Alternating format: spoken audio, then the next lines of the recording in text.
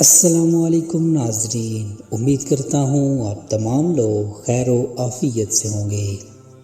حدیث پاک میں آتا ہے کہ چند باتیں ایسی ہیں جن سے اللہ تعالیٰ کو ہنسی آتی ہے، جیسے ہنسی اس کی شان کی مناسب ہے۔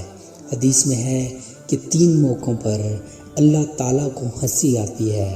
پہلا موقع ایک میدان حج میں جب ننگے سر، ننگے پاؤں، گرد پڑا ہوا ہو، بال بکھرے ہوئے ہوں، ناخن بڑے ہوئے ہوں، نہ خوشبو نہ زینت، اور لبیک لبیک کہتے ہوئے بندے پھر رہے ہیں۔ حق تعالیٰ کو اس موقع پہ ہنسی آتی ہے کہ کیا چیز ان کے گھروں سے نکال کر لائی ہے، بیوی بچے چھوڑے، وطن چھوڑا، آخر یہ کیوں فقیروں کی طرح بے وطن ہوئے ہیں۔ اللہ پاک خود فرماتے ہیں کہ میری محبت میں ہی تو پھر رہے ہیں۔ حق تعالیٰ ہنستے ہیں اور ملائکہ سے کہتے ہیں کہ تمہیں گواہ کرتا ہوں میں نے ان سب کی مغفرت کی، یہ میری محبت میں گھر بار بیوی بچے چھوڑ کے آئے ہیں۔ میں کریم ہوں، یہ نہیں ہو سکتا کہ یہ گھر بار چھوڑے اور میں توجہ نہ کروں۔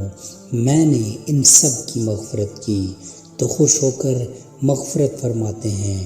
اسی خوشی کو ہنسی سے تعبیر کیا گیا ہے۔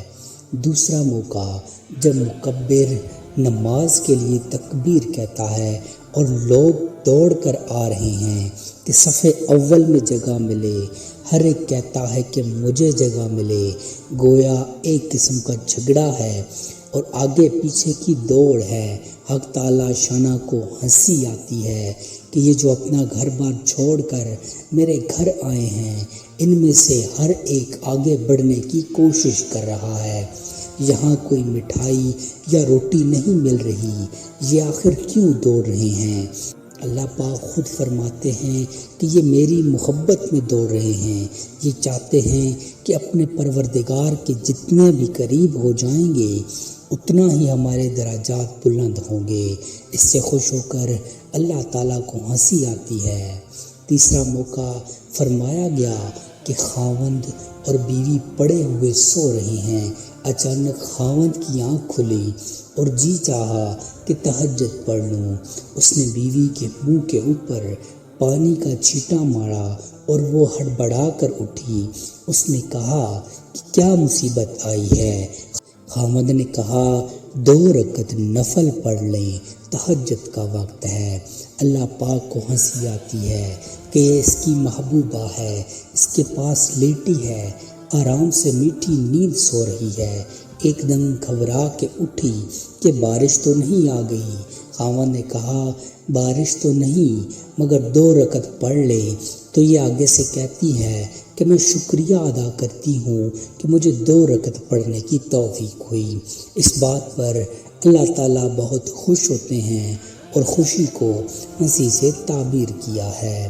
میرے دوستو، بھائیوں، بزرگوں، ہم سب اللہ پاک سے دعا کریں گے کہ اللہ پاک ہم سے وہ کام کروائے، ہمیں ان کام کرنے کی توفیق دے جس سے اللہ پاک خوش ہوتے ہیں اور خوشی سے اللہ پاک کو ہنسی آتی ہے۔